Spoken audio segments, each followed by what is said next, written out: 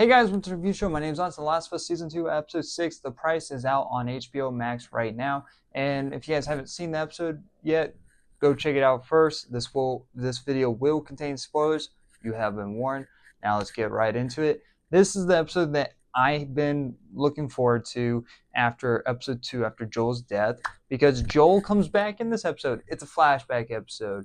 And I think this episode works in many places, but then it also doesn't work in a bunch of places, and it's hard to ignore these things. It's gotten really worse, especially it shown in this episode, and with it being the second to last episode of the season, it's really starting to bug me a lot with these certain things that have been showing throughout not only season 1 but in season 2.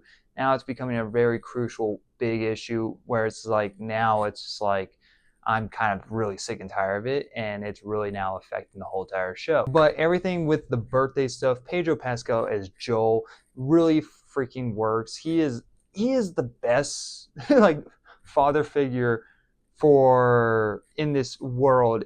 It's like it's mind-boggling how his character gets treated, not only by other people, but how the writers treat him. Like it's ridiculous, because like with all this birthday stuff, they really go one by one from the video game by showing the museum, the dinosaur where Ellie's climbing up on the dinosaur, and next her getting in the little rocket ship pod thing, and next the thing with the tape. Like they do amazing things with like, you know, painting one for one from the video game, and there's some good things from that they add on that isn't from the video games, like Joel going out finding Legos for Seth, so then he can get a birthday cake for Ellie, which I find to be stupid that she destroys the cake and now no one can eat the cake besides her because she put her dirty little hands on the cake.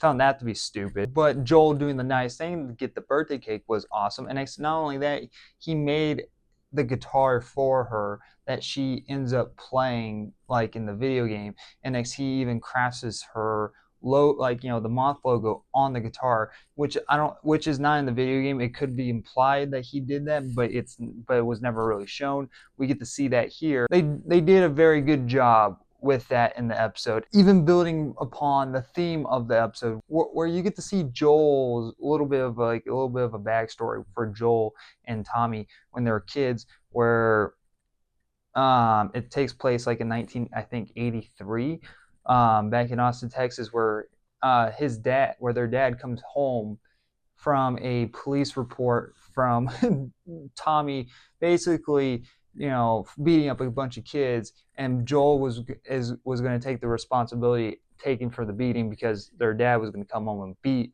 Tommy. And this whole entire backstory was really well done. I actually really liked it.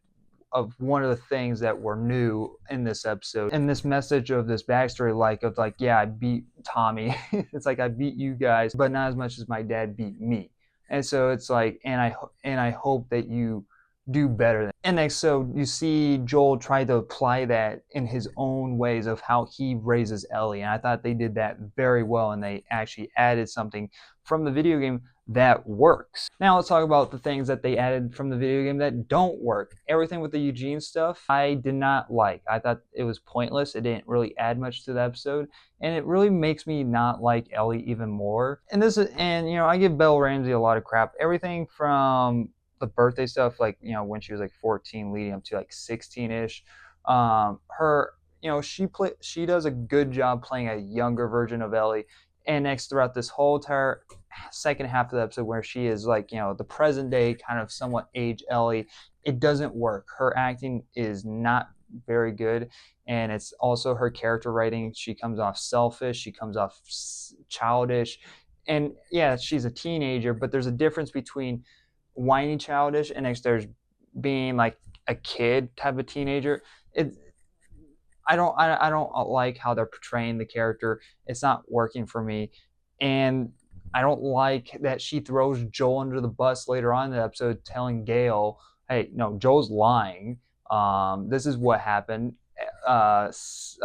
Eugene got bit and he still had time and he wanted to come back and say his goodbye. And I'm like, Ellie, what the fuck?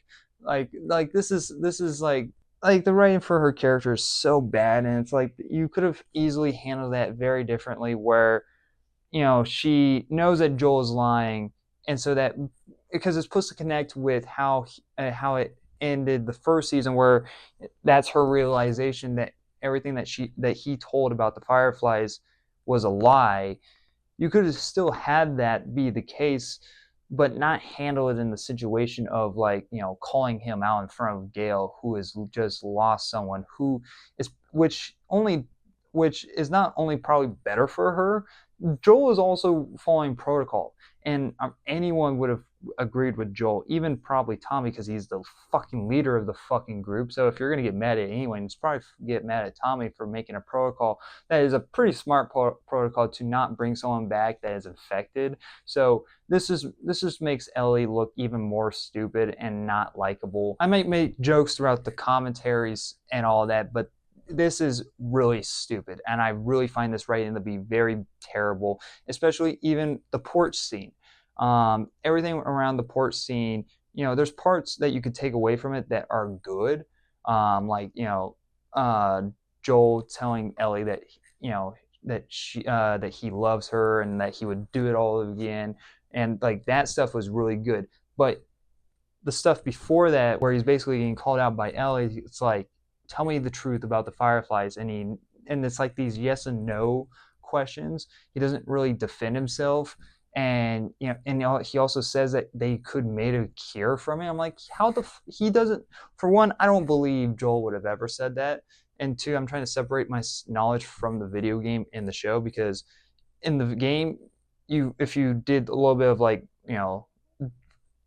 searching through like drawers, you would have found letters saying like that they tried this before, and like on like multiple different patients that were immune to the fungus, and that they failed, and Ellie could have been just another failed experiment. I'm trying to separate that knowledge from the game, but even then, if she was the only one, he should have no idea that it would have actually worked. And so for him to agree to it just undercuts his whole entire motive, and they're trying to really hammer home that Joel is a terrible person, that he is selfish, and there is no gray area. It's either black and white, and I don't like that. I don't find that to be interesting. A little bit of grayness is what makes it compelling and interesting, and makes his decision feel, even though even if it's black and white, he made the right decision, but it makes his decision even more interesting and more heartbreaking.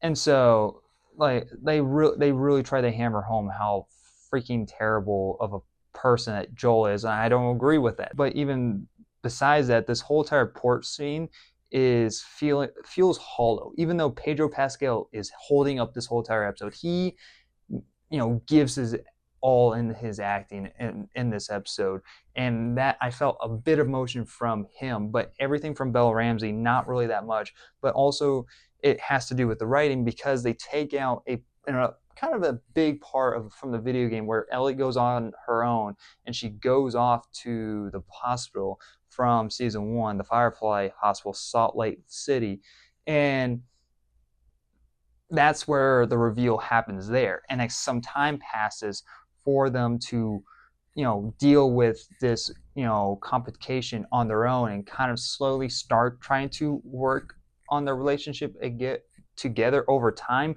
But here they do both, where it's revealed, and Ellie has this rage of like, I should have fucking died in this hospital, my life would have fucking mattered, to where like, I don't know if I could forgive you, but I want to try.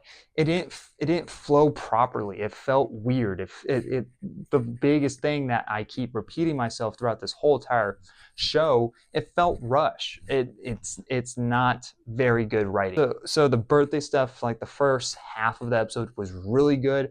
Everything else after that is not. I did not really like anything else towards the end of this episode, and I'm getting sick and tired of it. I let things slightly slide because I'm like trying to give the show the benefit of the doubt, But overall, towards my season review, a lot of the things are my thoughts on the whole entire show is going to change overall with the rating of how I think generally of this season. Like this season, even though it's weird because there is a lot of great things to take away from the season, but there's so many cringe moments and so many bad writings. It really pushes all the good stuff that are really good down and really overshadows it. And it's so, yeah, it's really disappointing of how they're adapting the game and how much they are rushing, even when they're splitting it into 2 seasons. And in episode 7, it's going to feel so rushed and so hollow that you're not going to feel any form of emotion. And everyone's calling this the best episode. I don't agree with that. I don't think this is the best episode. I think the best episode was episode 1 of this season. I think that was the best episode. Everything after that was kind of like up and down, and now we're just going straight down. And I don't really have that much of a faith in the finale. We'll see. But yeah, this was kind of a disappointment, even though Pedro Pascal was the bright part about this episode. And it's not really Belle Ramsey's fault either. I think she was miscast for this older version of Ellie. I think they should have recasted her, but kept her for the younger Ellie stuff I think she works very well for that, but she cannot it's the directing and her acting cannot portray this rageful Ellie very well. And I think it's also that they're trying to really build it out to where she becomes this rageful, menace and killing a lot of people. If you really look back at this whole entire season, Ellie hasn't killed anyone besides Nora, besides one person. She hasn't really done much throughout this whole entire season, and we're on the finale. It's like, what are we doing here? I'm gonna give The Last of Us season 2, episode 6, The Price, a C+. There's things that I really do like about this episode, and even in the second half of the episode, there's minor little things to take away from, but majority of the episode is not very good. And there's the changes that they make in the episode from the video game are not good. They actually make it worse. Your guys' thoughts in the comment section below. Do you agree? Do you disagree? We'll have a conversation down below. I'll see you guys for the finale. Thank you guys very much for watching. Like always, I'll see you guys next review. Bye, guys.